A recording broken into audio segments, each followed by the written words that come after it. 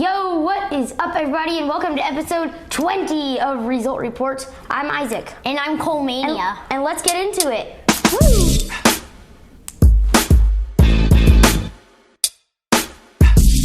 So we'll start things in episode 20 with an NHL first round review. A lot of eliminations have happened. So we'll start off with a huge upset in the game that won the Maple Leafs the series, which broke a long playoff winning series drought, which somebody over here was not too happy about. The Maple Leafs won 2-1 against the Lightning, and they won the series 4-2, finally snapping their playoff series winning drought. How do you feel about that? I feel terrible. I know that. The Lightning are depleted right now. And Toronto was actually 3-0 in Tampa in this series. And all the games in Tampa were in overtime. And Toronto won all of them. If you can win the games in overtime, you will go very far in the playoffs. And that was not the only upset. I was kind of shocked when he said upset because they were the higher seed. And it was pretty obvious they were going to win this year. In overtime, the Florida Panthers have knocked off the record-setting Bruins. Maybe they did break the record for most embarrassing losses to the Panthers. Boston blew 3-1 series lead in. Carter Verhaeghe had the overtime winner, and then Florida also had the tying goal with 1 minute to go and the empty net. And do you think this is the greatest upset ever in all sports? Wow, that would be a bull one. I know, but how do you feel about it? The Bruins are really good, but I'm not sure all sports that could be up there for NHL. All record-breaking teams. Maybe. I don't know. That's a huge upset. Especially how they forced a Game 7. Most people are thinking easy sweep, 4-0, Bruins advance. Nope. Game 7, big upset. Yeah, also how they blew 3-1 lead. And also, the Warriors, the record-setting Warriors, also blew a 3-1 lead. And also, the other team to get to lose and break the record, the New England Patriots. I don't know how Boston fans feel about that, but sorry, weird bros. Okay, and that was not the only big upset of that day.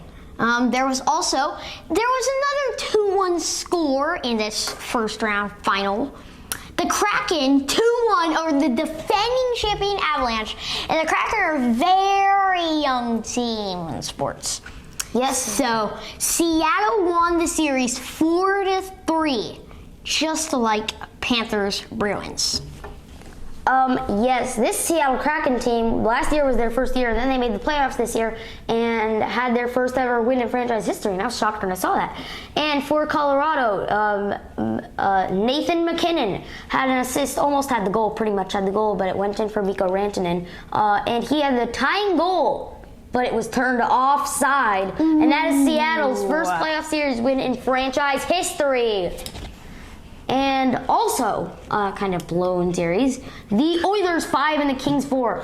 I remember seeing a time in that game where the Oilers gave up a stupid goal to the Kings. Jack Campbell, the goalie for the Oilers, just gave it right to LA, and then they scored.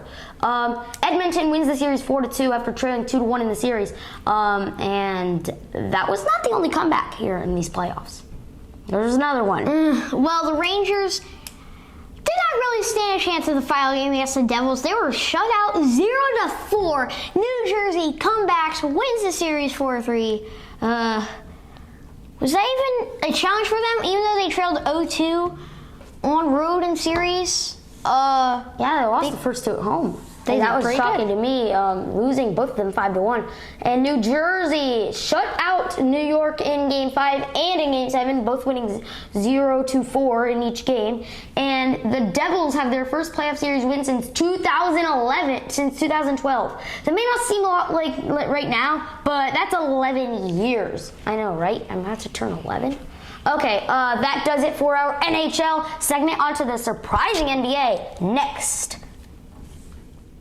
So the NBA's first round concluded with a Game 7 Warriors and Kings. The first 4 games in this series went to the home team. The last 3 went to the road team. And the Warriors would win by 20 in Sacktown, 120-100. Steph Curry had 50 points, the most in a Game 7 history.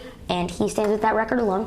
And that is a playoff career high. Golden State wins the series 4-3. Sacramento had tried to win their first playoff series since 2004. They had not made the playoffs since 2004.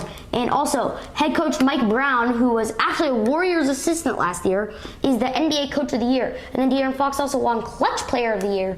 And for Sacramento, Harrison Barnes was also with the Warriors and won a couple championships. So the Kings are very familiar with the Warriors right now, and now they're actually competing with them.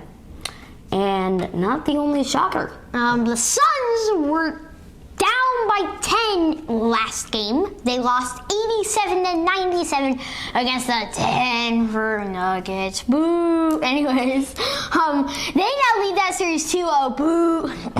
Jamal Murray has dominated this series. That was a low-scoring game. He has gotten compliments from Nikola Jokic. I mean, that says enough about... Oh, yeah, the two-time league MVP. Opinions on that. Comment down below who you think should win MVP. I've got Joel Embiid. Who do you have? I have Nikola... No, I have Joel Embiid. Yay. Okay. Nikola, don't root for him. Especially you, editor. Also, the Denver leads the series 2-0. And now, I thought Phoenix would definitely win a game on the road here. They did not do it. And they lost both games by double digits. And both of us could be surprised. All of us should be surprised by this. The 76ers have done so well on the road without Joel Embiid. Well, speaking of Joel Embiid, he was DNP, which stands for did not play. And the 76ers somehow beat the Celtics by 4 points. And they lead that series 1-0. Yes, they did that on the road, keep in mind. And Boston's a really good team. But Boston has not had the best year for sports. We all knew that there would be one player to shine and do everything for Philly. Who was it?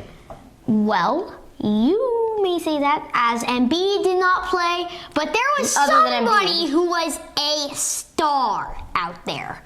You know his name. Hall of Famer, future Hall of Famer. He was expected not to be good this year, really. I don't know, whatever you say.